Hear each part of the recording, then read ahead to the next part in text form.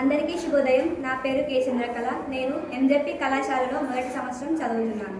నేల, నీరు, గాలి అనే తేడా లేకుండా అన్నిటినీ కలుషితం చేస్తున్న ప్లాస్టిక్ కాలుష్యం గురించి తెలుసుకుందాం. ప్లాస్టిక్ కాలుష్యం అంటే ప్లాస్టిక్ వస్తువులు, ఉదాహరణకు ప్లాస్టిక్ బాటిళ్లు, ప్లాస్టిక్ సంచులు మొదలైనవి. వాటి కణాలు భూవాతావరణంలో చేరి మానవులకు మరియు ఇతర జీవరాశులకు తీవ్రమైన హానిని కలిగిస్తున్నవి. ప్లాస్టిక్ తక్కువ ధరలో లభ్యమవడం వలన ఇతర పదార్థాలకు బదులుగా వేర్వేరు అవసరాలకు దీనిని విరివిగా వాడుతున్నాం.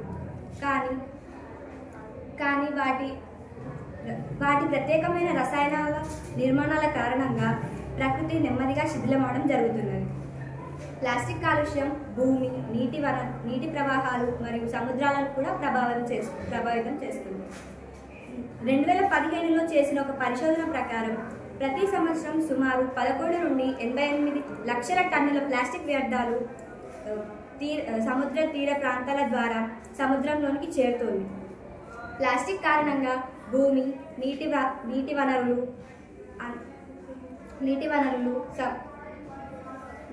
పర్యావరణ కాలుష్యం మరియు జంతువుల మరణం, మానవ ఆరోగ్యానికి హాని కలుగుతుంది.